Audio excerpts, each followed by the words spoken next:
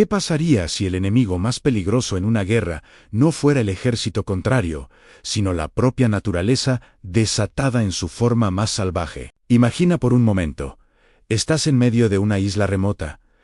La noche es tan oscura que no puedes ver tus propias manos. A tu alrededor solo escuchas el zumbido de los insectos y el suave chapoteo del agua turbia. De repente, un sonido gutural rompe el silencio, seguido de un grito que se apaga bruscamente. Figuras enormes, casi prehistóricas, se deslizan bajo la superficie.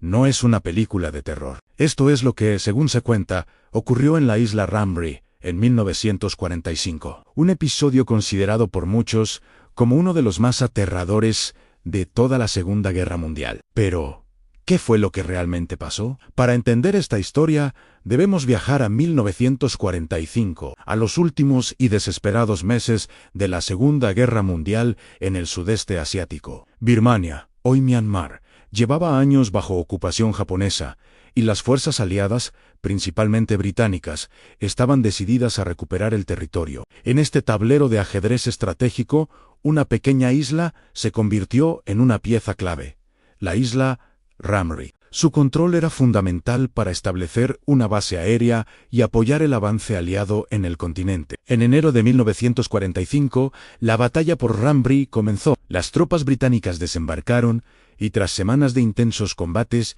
acorralaron a los defensores japoneses. Superados en número y sin escapatoria por mar, unos 1000 soldados del Imperio del Sol naciente tomaron una decisión desesperada: retirarse a través de la única ruta que les quedaba, un vasto y denso pantano de manglares que cubría más de 15 kilómetros de la isla. Pensaron que la densa vegetación les daría cobertura para reagruparse y unirse a un batallón más grande. No sabían que estaban marchando directamente hacia un infierno en la tierra, pero lo que ocurrió después, nadie lo esperaba. El pantano de la isla Rhamney no era un simple bosque, era un laberinto impenetrable de raíces retorcidas que se hundían en un lodo espeso y maloliente. El aire pesado y húmedo era casi irrespirable, cargado con nubes de mosquitos portadores de malaria y otras enfermedades tropicales. Arañas venenosas, serpientes y escorpiones acechaban en cada rincón oscuro. El agua salobre, estancada y turbia,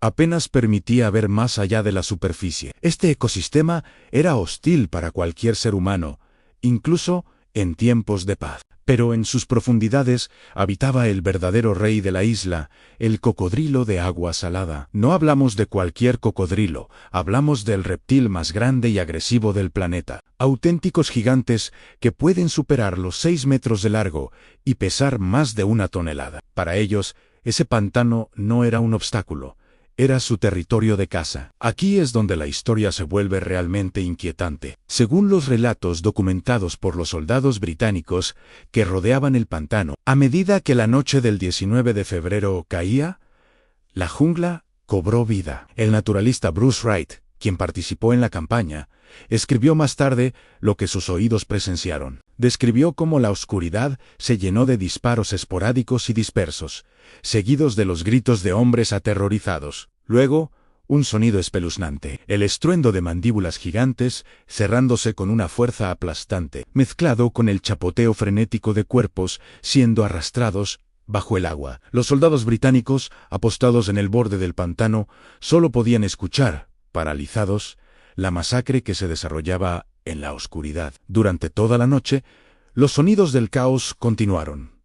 Al amanecer, el silencio era casi total. De los casi 1000 soldados japoneses que se adentraron en el manglar, los informes británicos afirman que solo una veintena fueron encontrados con vida en un estado de shock absoluto. ¿Fue realmente el ataque coordinado de cientos de animales salvajes o la combinación letal de la desesperación de la guerra y una naturaleza implacable? La historia de Rhamney es tan brutal que durante décadas ha alimentado un intenso debate. De hecho, el libro Guinness de los récords lo registró durante años como el más grande desastre sufrido por humanos a causa de animales. Sin embargo, muchos historiadores modernos cuestionan la versión más dramática. Argumentan que el número de víctimas atribuidas directamente a los cocodrilos podría ser una exageración, un mito de guerra amplificado con el tiempo. Es posible que muchos soldados murieran por deshidratación, hambre, enfermedades tropicales o incluso en pequeños enfrentamientos entre ellos en la confusión del pantano. No existen registros japoneses que confirmen la masacre. Y la cifra de 1000 hombres devorados parece, para algunos expertos más, una leyenda que un hecho histórico contrastado. Presentar esta historia como un hecho absoluto sería irresponsable. La verdad, como suele ocurrir en la guerra, probablemente se encuentre en un punto intermedio, una terrible combinación de un entorno mortal, la desesperación de los soldados y, sin duda, los ataques de los depredadores que habitaban esas aguas. Aún así, la pregunta persiste: ¿es posible que algo así ocurriera a gran escala? Desde un punto de vista biológico, totalmente. Los cocodrilos de agua salada son depredadores ápice extremadamente territoriales. La repentina incursión de cientos de hombres heridos, asustados y chapoteando en su hábitat habría sido una provocación directa. Estos animales no necesitan estar hambrientos para atacar. Defienden su territorio con una ferocidad inigualable. La sangre en el agua, el ruido y el movimiento habrían desencadenado un frenesí depredador. Aunque la cifra de casi 1000 víctimas pueda ser una hipérbole, es completamente plausible que decenas o incluso cientos de soldados cayeran presa de estos gigantes prehistóricos en una noche de caos y oscuridad absoluto. La ciencia nos dice que las condiciones eran perfectas para una tragedia. Pero hay un detalle que hace que esta historia sea aún más inquietante. Imagina la situación desde la perspectiva de aquellos soldados. No estaban entrando en el pantano como exploradores preparados. Eran hombres agotados, heridos, desorientados y perseguidos. Muchos, probablemente, llevaban días sin comida suficiente, sin agua potable, bajo un calor sofocante y con la constante presión del enemigo detrás. En un entorno así, el miedo se multiplica. Cada sonido parece una amenaza. Cada movimiento en el agua puede convertirse en una sentencia. El simple acto de avanzar era una lucha. El lodo podía atrapar las botas. Las raíces de los manglares podían hacerlos caer. La oscuridad eliminaba cualquier referencia. Y en medio de ese caos, cualquier ataque de un animal, de una enfermedad, o incluso de la desesperación colectiva, podía desatar el pánico total. Algunos historiadores sugieren que el terror psicológico jugó un papel tan importante como los propios depredadores, porque cuando el miedo se instala en un grupo acorralado, las decisiones dejan de ser racionales, y en la confusión, el desastre puede amplificarse.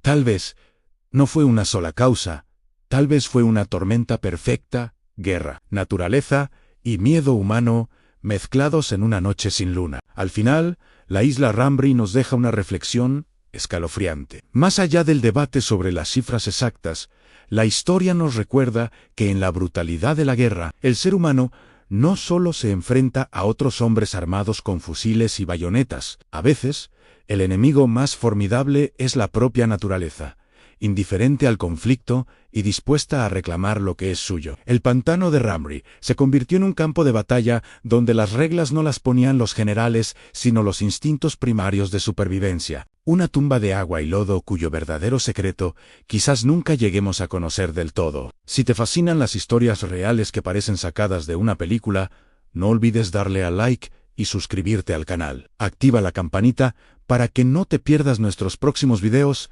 donde exploramos los misterios más impactantes de la historia. Y ahora, quiero saber tu opinión. Déjame en los comentarios. ¿Crees que esta historia fue una exageración de la propaganda de guerra, o que en esa noche oscura de 1945 ocurrió algo incluso más aterrador de lo que nos han contado? Gracias por acompañarme en este viaje. Nos vemos en el próximo misterio.